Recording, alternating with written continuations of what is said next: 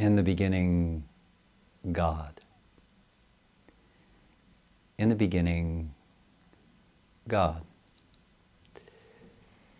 Before all else that is, before time and space and all that is visible and invisible, God.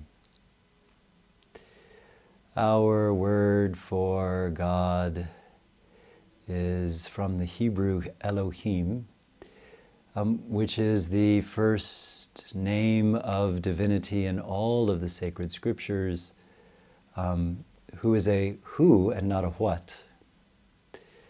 In the beginning, there wasn't a what. In the beginning, there was a who. And it is good for us who are also persons to read about the original person. God is the first character of the scriptures, and he is the subject and the object of the scriptures because he is the subject and the object of my story and your story. In the beginning, God created the heavens and the earth, which means that everything that we see above us has an origin, everything around us has an origin, and everything below us has an origin. Everything visible comes not from a what, but from a who. And that God, that one being, is the source of all that I see above me, sun and moon and stars and planets, everything around me, creatures and creation, everything below me in the land and the earth, all comes from this one God. Every culture has its creation stories. The Romans and the Greeks have their duality of the sky god and the earth god, and the Native Americans have their mythology, and scientific hypotheses have this eloquent hypothesis called Big Bang. And Big Bang is a release of light and energy at the beginning, but it's a what? And those nomadic Hebrew shepherds look out at the universe and say, not what did it come from, but who did it come from? Not how did he create it, but who is the origin of it all? And so the first sentence, in the beginning God created the heavens and the earth, is an answer not to the what, but to the who is the origin of everything above me, everything below me, and everything around me. And the first sentence says that God created, God intended, God chose with intentionality to make something other than himself. In a great act of generosity, in a great act of charity, God gave being. God gave being to a multitude of creatures, a splendid diversity of animals and plants and beings all around us. And those beings have an origin like myself in something apart from us who is from all eternity, namely God.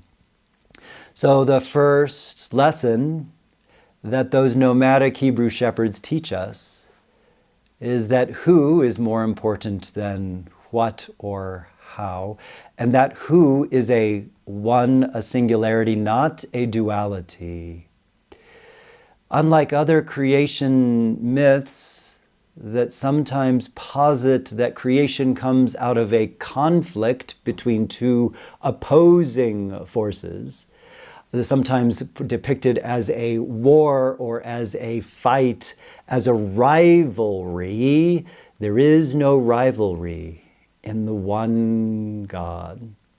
And other myths posit that these two forces kind of grasp at each other in this conjoining. These two primordial forces, these two divine forces grasp at each other, and sometimes even in a nuptial or sexual way, and beget the universe. That might be the way that a mammal is created, but it's not the way that the Hebrew shepherds saw the begetting of the universe from one single principle, namely God. So the first lesson is that God is one, and all the diversity that we see comes not from a diversity, but from a singularity. And then secondly, all the diversity, as beautiful and magnificent as it is not God. The sun is a creature not to be worshipped, as so many cultures have worshipped. The moon is not God. The stars are not God. Even all the hosts of heaven are not God.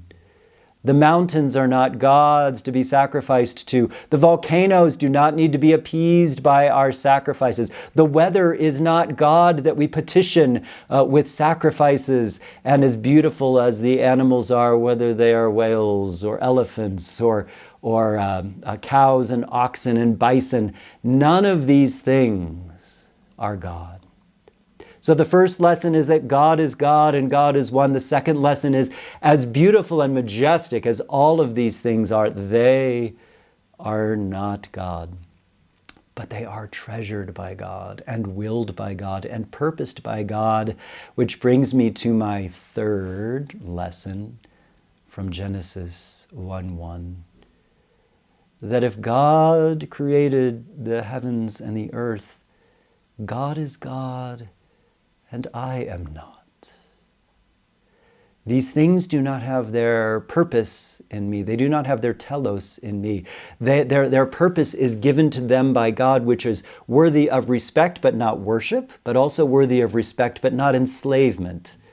In other words, that these things are gifts in and of their own right, with God as their origin, but God also as the one who gives them destiny and purpose apart in relationship to me, but entrusted alongside me with being. And so with the scriptures subsequent to Genesis and with the saints, we can see that all is gift. All is gift, not just to benefit me, but to bless me. And if I live from my identity, I will also be a creature among creatures, with a heart of blessing towards creatures. And perhaps with St. Francis of Assisi, when I behold creatures created by God, I will see my relatives, so to speak. Not my relatives that are at my service and not relatives that I am worshiping, but relatives that are already in relationship with God the way I, who am given freedom, might also be in relationship to this one God who created the heavens and the earth. There is one God. Creatures are blessed to be created by God and intended by God, but they are not God. And in the midst of all these creatures, I find myself singularly blessed and singularly gifted with a freedom that creatures do not have. But creatures remind me of the Creator that I seek to bless and praise just for creation before anything else. God is the God of the heavens. He's also the same God of the earth. He is the origin of all that we see and hear. He is the origin of me, myself, and you. May all creatures of our God and King be reminders of a blessed God who blesses us richly so that we might bless Him.